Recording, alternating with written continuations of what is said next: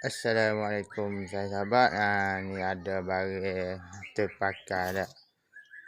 Ada roda bit roda tu dah. Ia punah tu.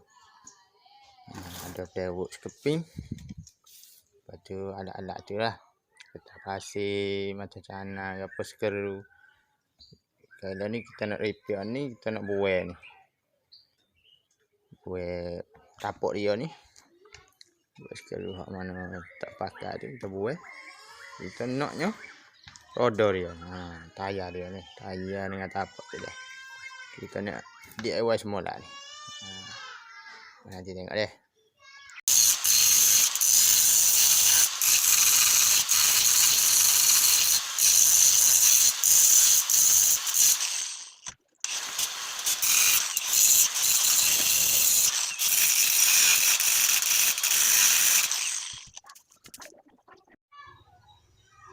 Okey, beres kita proses ni cubit tu pada pewok tapak dia ni.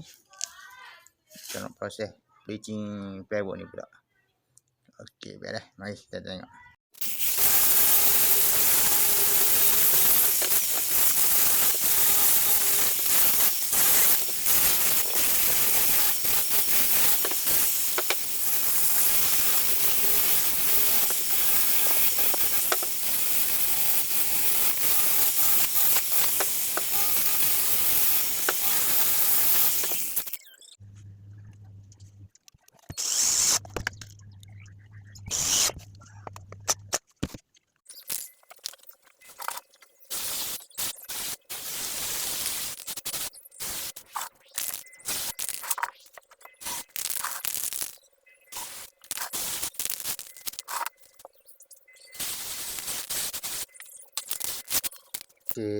Okey siap sahabat.